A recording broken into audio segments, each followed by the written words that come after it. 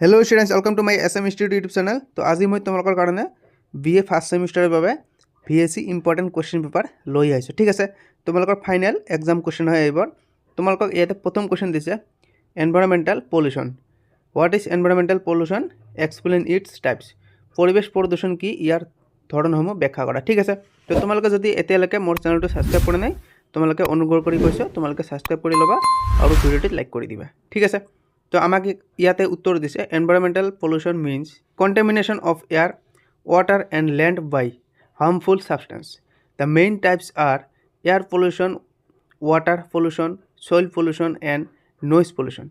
Pollution affect human health, plants, animals and disturbs ecological balance. ঠিক আছে, আৰু অসমীয়া মিডিয়ামত দিছে আমাক যে পৰিৱেশত ক্ষতিকাৰক পদাৰ্থ মিলি হোৱাক পৰিৱেশ প্ৰদূষণ কয় বা বুলি কোৱা হয়। ইয়াৰ মুখ্য ধৰণসমূহ হ'ল বায়ু, পানী, মাটি আৰু শব্দ প্ৰদূষণ। প্ৰদূষণে মানুহ, উদ্ভিদ, প্ৰাণী আৰু পৰিৱেশৰ সমতা নষ্ট কৰে। ঠিক আছে, ইয়াৰ পাছত আমাক 2 নম্বৰ কোৱেশ্চন দিছে। তোমালোকে ভিডিঅ'টো লাইক কৰি দিবা আৰু চেনেলটো সাবস্ক্ৰাইব কৰি ল'বা। ঠিক আছে, আমাক 2 নম্বৰ কোৱেশ্চন দিছে renewable resources. What are renewable resources, explain with examples. নৱীকৰণযোগ্য সম্পদ কি, উদাহৰণ বুজাই লিখা। মোস্ট ইম্পৰ্টেণ্ট কোৱেশ্চন তোমালোকৰ VSC এক্সামৰ কাৰণে মোস্ট ইম্পৰ্টেণ্ট কোৱেশ্চন এইটো আহিব। নৱীকৰণযোগ্য সম্পদ আৰু অনৱীকৰণযোগ্য সম্পদ কাক বোলে আৰু তেওঁলোকৰ ডিফাৰেন্স পাৰ্থক্য আহিব পাৰে আৰু উদাহৰণ দিব পাৰে। ঠিক আছে, তোমালোকৰ ইয়াতে উত্তৰ দি আছে। Renewable resources are resources that can be naturally renewed. Examples দিয়ে আছে। Examples include sunlight, wind, water and biomass. These resources are eco-friendly and help in sustainable development. আৰু অসমীয়া মিডিয়ামত দিয়ে আছে নৱীকৰণযোগ্য সম্পদ হ'ল স্বাভাৱিকভাৱে পুনৰ সৃষ্টি হ'ব পৰা সম্পদ। সূৰ্যৰ আলো, বতাহ, পানী আৰু জৈৱ ভৰ ইয়াৰ উদাহৰণ। এইবোৰ টেকসই উন্নয়নত সহায় হয়। ঠিক আছে, বা সহায় কৰে। ইয়াৰ পিছত আমাক নন ৰিনিউৱেবল ৰিসোৰ্সেস দিয়া আছে। What are non renewable resources, explain with example. অনৱীকৰণযোগ্য সম্পদ কি, উদাহৰণ বুজাই লিখা। উত্তৰ দিয়া আছে non renewable resources are limited resources that can not be replaced easily. Coal, petroleum, natural gas and minerals are examples. ঠিক আছে, আৰু অসমীয়া মিডিয়ামত দিছে আমাক অনৱীকৰণযোগ্য সম্পদ হ'ল সহজে পুনৰ সৃষ্টি নোহোৱা সীমিত সম্পদ। কয়লা, পেট্ৰলিয়াম, গেছ আৰু খনিজ পদাৰ্থৰ ইয়াৰ উদাহৰণ। ইয়াৰ পিছত আমাক কুৱেশ্যন নম্বৰ 4 দিছে স্কোপ অফ এনভাইৰমেণ্টেল ষ্ট'ৰেজ। পৰিৱেশ অধ্যয়নৰ পৰিসৰ আলোচনা কৰা। ঠিক আছে, discuss the scope of environmental studies. আমাক ইংলিছ মিডিয়ামত দিছে, তোমালোকে ইয়াৰ পৰা পঢ়ি লোৱা যে environmental studies includes study of natural resources, ecosystems, biodiversity, তাৰপিছত biodiversity, pollution, climate change and sustainable development. It creates environmental awareness. আৰু অসমীয়া মিডিয়ামত দিছে আমাক পৰিৱেশ অধ্যয়নত প্ৰাকৃতিক সম্পদ, পৰিৱেশ ব্যৱস্থা, জৈৱ বৈচিত্ৰ্য, প্ৰদূষণ আৰু টেকসই উন্নয়ন অন্তৰ্ভুক্ত। ই পৰিৱেশ সচেতনতা বৃদ্ধি কৰে। ঠিক আছে, কুৱেশ্যন নম্বৰ আমাক 5 দিছে ইক'চিষ্টেমৰ ওপৰত কুৱেশ্যন হৈছে এইটো। Define ecosystem and explain its structure. পৰিৱেশ ব্যৱস্থা সংজ্ঞা দি গঠন ব্যাখ্যা কৰা। উত্তৰ দি আছে an ecosystem is the interaction between living and non living component. It structure includes biotic component, producers দি আছে, কনজিউমাৰ্ছ দি আছে, ডিকম্প'চাৰ্ছ এণ্ড এবায়টিক কম্পনেণ্ট দি আছে এয়াৰ, ৱাটাৰ, ছইল। ঠিক আছে, আৰু আমাক অসমীয়া মিডিয়ামত দিছে পৰিৱেশ ব্যৱস্থা হ'ল জীৱিত আৰু অজীৱ উপাদান বা অজীৱিত উপাদানৰ পাৰস্পৰিক ক্ৰিয়া। ইয়াৰ গঠন জীৱিত আৰু অজীৱিত উপাদানেৰে গঠিত। ঠিক আছে, আমাক ইয়াৰ পিছত কুৱেশ্যন নম্বৰ 6 দিছে global warming. What is global warming, discuss its effect. Global warming কি, ইয়াৰ প্ৰভাৱ আলোচনা কৰা। ঠিক আছে, তোমালোকে চেনেলটো ছাবস্ক্ৰাইব কৰি লোৱা। তোমালোকৰ উত্তৰ ইয়াতে দিয়া আছে। Global warming is the rise in earth temperature due to greenhouse gases. It causes melting of glaciers, sea level rise, floods and drought. ঠিক আছে, আৰু আমাক অসমীয়া মিডিয়ামত দিছে গ্ৰীণহাউছ গেছৰ বাবে পৃথিৱীৰ তাপমাত্ৰা বৃদ্ধি হোৱাক গ্লোবেল ৱাৰ্মিং কয়। ইয়াত পোৱাক দি আছে পৃথিৱীৰ তাপমাত্ৰা বৃদ্ধি হোৱাক গ্লোবেল ৱাৰ্মিং বুলি কোৱা হয়। ইয়াৰ ফলত হিমবাহ গলি যায় আৰু সাগৰৰ স্তৰ বৃদ্ধি পায়। কুৱেশ্যন নম্বৰ 7 দি আছে climate change. Discuss the causes and effect of climate change. জলবায়ু পৰিৱৰ্তনৰ কাৰণে বা কাৰণ আৰু প্ৰভাৱ আলোচনা কৰা। Most important question. Climate change is caused by fossil fuels, burning, deforestation and industries. It leads to irregular rainfall, extreme weather and loss of biodiversity. আৰু অসমীয়া মিডিয়ামত দি আছে তোমালোকে চাই ল'বা ঠিক আছে আমাক কোৱেশ্চন নম্বৰ 8 দিছে বায়োডাইভাৰ্চিটিৰ ওপৰত এটা question they explain biodiversity and its importance জৈৱ বৈচিত্ৰ্য আৰু ইয়াৰ গুৰুত্ব ব্যাখ্যা কৰা উত্তৰ দি আছে biodiversity means variety of plants elements and microorganism. It maintains ecological balance and provides food, medicine and resources. অসমীয়া মিডিয়ামত উত্তৰ দি আছে উদ্ভিদ প্ৰাণী আৰু ক্ষুদ্ৰ জীৱৰ বৈচিত্ৰ্যক জৈৱ বৈচিত্ৰ্য বুলি কোৱা হয় ইয়াৰ পৰিৱেশৰ সমতা বজাই ৰাখে কোৱেশ্চন নম্বৰ 9 দিছে আমাক sustainable development what is sustainable development explain টেকসই উন্নয়ন কি মোস্ট ইম্পৰ্টেন্ট কোৱেশ্চন ঠিক আছে তোমালোকে এইটো পঢ়ি ল'বা sustainable development meets present need without harming future generations. It balances environmental, economy and society.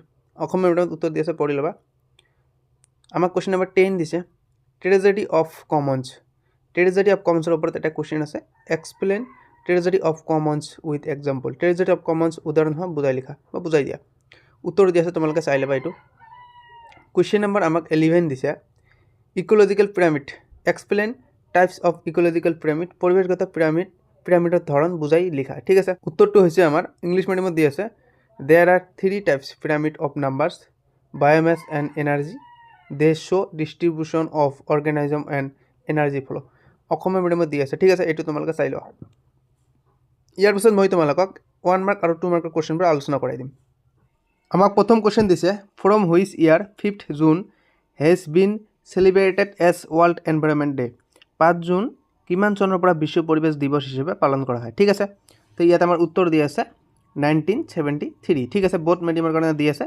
SMS মিডিয়ামতে ইয়াতে দি আছে ঠিক আছে তো তোমালোকে যদি মোৰ চেনেলটোত প্ৰথমবাৰ বাবে হোৱা তোমালোকে চেনেলটো সাবস্ক্ৰাইব কৰা আৰু ভিডিঅ'টিত লাইক কৰি দিবা কোৱেশ্চন নম্বৰ আমাক 2 দিছে difference between food chain and food web খাদ্য শৃংখল আৰু খাদ্য জালৰ মাজত পাৰ্থক্য মোষ্ট ইম্পৰ্টেণ্ট কোৱেশ্চন তোমালোকক ইংলিছ মিডিয়ামত দি আছে food chain is a single linear part of energy flow whereas food web is a network of interconnected food chains ঠিক আছে আৰু আমাক অসমীয়া মিডিয়ামত দিছে খাদ্য শৃংখল হল শক্তিৰ একেটা হৰল পথ আৰু খাদ্য জাল হল বহু খাদ্য শৃংখলৰ পৰস্পৰ সংযোগ ঠিক আছে কোৱেশ্চন নম্বৰ আমাক 3 দিছে average temperature of earth atmosphere is ইয়াতে আমাক অসমীয়া মিডিয়ামত দিছে পৃথিৱীৰ বায়ুমণ্ডলৰ গড় তাপমাত্ৰা কিমান উত্তৰ দি আছে ইয়াতে তোমালোকে চোৱা 15 ডিগ্ৰী সেলসিয়াছ ঠিক আছে কোৱেশ্চন নম্বৰ আমাক 4 দিছে ozone depletion in the atmosphere will cause ওজন স্তৰ ক্ষয় হলে কি হয় most important question ozone depletion ইনক্ৰিজেস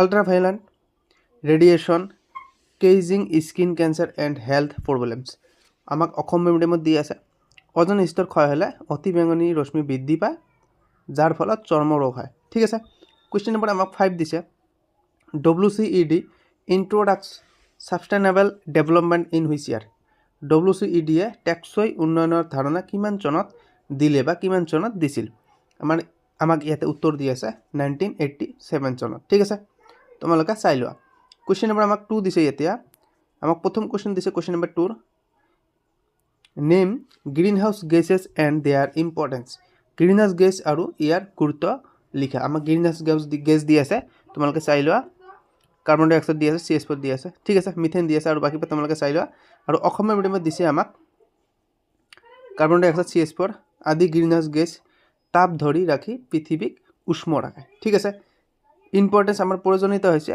গ্ৰীনহাউস গেছে তাপ ধৰি ৰাখি পৃথিৱীক উষ্ণ ৰাখে ঠিক আছে কোৱেশ্চন নম্বৰ আমাক 2 দিছে টু মেজৰ্ছ টু কনজাৰ্ভ নেচাৰেল ৰিসোৰ্সেছ প্ৰাকৃতিক সম্পদ সংৰক্ষণৰ দুটা উপায় আমাক ইয়াতে উত্তৰ দি আছে এফৰেষ্টেশ্যন এণ্ড ফলোইং তলত দি আছে ৰিডিউস দি আছে ৰিউজ ৰিসাইকেল প্ৰিন্সিপাল হেল্প কনজাৰ্ভ ৰিসোৰ্সেছ অসমীয়া মিডিয়ামত আমাৰ উত্তৰ দিছে তোমালোকে চাইলে তলত কৈছে বন সংৰক্ষণ আৰু ৰিউজ দি আছে ৰিসাইকেল নীতি অনুসাৰে সম্পদ সংৰক্ষণ কৰা ৰিউজ হৈছে আমাৰ হ্ৰাস কৰা ৰিউজ হৈছে আমাৰ পুনৰ্ব্যৱহাৰ আৰু ৰিসাইকেল হৈছে পুনৰাবৃত্তি কৰা ঠিক আছে কোৱেশ্চন নম্বৰ আমাক 3 দিছে tragedy of commons with example tragedy of commons উদাহৰণসহ বুজাই লিখা বা বুজাই দিয়া it means overuse of common resources like overgrazing of pasture land ঠিক আছে। আৰু অসমীয়া মিডিয়ামত দিছে সামূহিক সম্পদ অধিক ব্যৱহাৰ কৰাক ট্ৰেজেডি অফ কমন্স কয় বা বুলি কোৱা হয়, যেনে অধিক পশু চৰোৱা ঠিক আছে। কুৱেশ্যন নম্বৰ আমাক 4 দিছে man made causes of climate change, জলবায়ু পৰিৱৰ্তনৰ মানৱসৃষ্ট কাৰণ। উত্তৰ দি আছে burning fossil fuels, deforestation and industrial activities cause climate change. আৰু অসমীয়া মিডিয়ামত আমাক দিছে জীৱাশ্ম ইন্ধনৰ দহন, বনধ্বংস আৰু উদ্যোগ জলবায়ু পৰিৱৰ্তনৰ কাৰণ। তো তোমালোকে চেনেলটো ছাবস্ক্ৰাইব কৰা মই অনুগ্ৰহ কৰি কৈছোঁ আৰু ভিডিঅ'টোত লাইক কৰি দিবা। কুৱেশ্যন নম্বৰ আমাৰ 5 দিছে অক্ষয় আৰু ক্ষয়িষ্ণু সম্পদ। আমাক কি কৈছে অক্ষয় আৰু ক্ষয়িষ্ণু সম্পদ ডেফিনেশ্যন দিবলৈ কৈছে, তোমালোকে ইয়াৰ পৰা চাই ল'বা। ভিডিঅ'টো লং হৈ গৈ আছে সেইকাৰণে মই তোমালোকক ডাইৰেক্ট কৈ দি আছোঁ ঠিক আছে। তোমালোকে ইংলিছ মিডিয়ামটো চাই লোৱা আৰু এছএছ মিডিয়ামখিনিও চাই লোৱা। সূৰ্যৰ আলোৰ দৰে অক্ষয় সম্পদ শেষ নহয়, কিন্তু কয়লাৰ দৰে ক্ষয়িষ্ণু সম্পদ শেষ হৈ যাব পাৰে ঠিক আছে। কুৱেশ্যন নম্বৰ আমাক ইয়াৰ পিছত 3 দিছে, এটা কুৱেশ্যনত আমাৰ 5 মাৰ্কছ কৈ দি আছে পৰিৱেশ অধ্যয়নৰ পৰিসৰ পৰিৱেশ অধ্যয়নৰ পৰিসৰ ঠিক আছে। স্কোপ অফ এনভাইৰনমেণ্টেল ষ্ট'ৰেজ ঠিক আছে।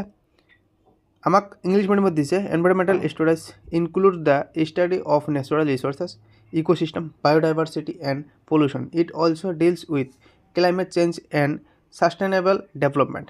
আৰু বাকীবোৰ তোমালোকে পঢ়ি ল'বা। অসমীয়া মিডিয়ামত দিছে আমাক পৰিৱেশ অধ্যয়নত প্ৰাকৃতিক সম্পদ, পৰিৱেশ ব্যৱস্থা, জৈৱ বৈচিত্ৰ্য আৰু প্ৰদূষণ অন্তৰ্ভুক্ত। ই জলবায়ু পৰিৱৰ্তন আৰু টেকসই উন্নয়নৰ বিষয়ে সচেতনতা সৃষ্টি কৰে ঠিক আছে, সচেতনতা সৃষ্টি কৰে। ইয়াৰ পিছত আমাক কুৱেশ্যন নম্বৰ 2 দিছে define ecosystem and its structure, পৰিৱেশ ব্যৱস্থা সংজ্ঞা দিয়েই গঠন লিখা ঠিক আছে। আমাক ইংলিছ মিডিয়ামত উত্তৰ দিছে an ecosystem is the interaction between living and non living component. It structure includes biotic component like producer, consumers and decomposers ঠিক আছে, and abiotic component like air, water and soil.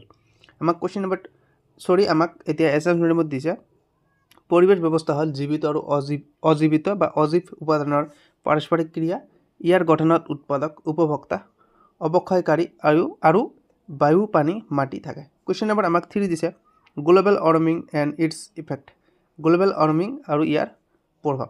ইয়াতে দি আছে global warming is the increase in earth temperature due to greenhouse gases. It causes melting of glaciers, sea level rise and extreme climate condition ঠিক আছে। অসমীয়া মিডিয়ামত আমাৰ উত্তৰ দিছে greenhouse গেছৰ বাবে পৃথিৱীৰ তাপমাত্ৰা বৃদ্ধি পোৱাক গ্ল'বেল ৱাৰ্মিং কয় বা বুলি কোৱা হয়। ইয়াৰ ফলত হিমবাহ গলি যায় আৰু সাগৰৰ স্তৰ বৃদ্ধি পায়। কুৱেশ্যন নম্বৰ আমাক 4 দিছে টাইপছ অফ ইক'লজিকেল পিৰামিড, পৰিৱেশগত পিৰামিডৰ ধৰণ ঠিক আছে। টাইপছ অফ ইক'লজিকেল পিৰামিড, পৰিৱেশগত পিৰামিডৰ ধৰণ। তো উত্তৰ দি আছে আমাক ইংলিছ মিডিয়ামত দি আছে there are 3 types of ecological pyramid, numbers, biomass and energy. আৰু অসমীয়া মিডিয়ামত দি আছে পৰিৱেশগত পিৰামিড 3 ধৰণৰ, সংখ্যা, জৈৱ ভৰ আৰু শক্তি ঠিক আছে।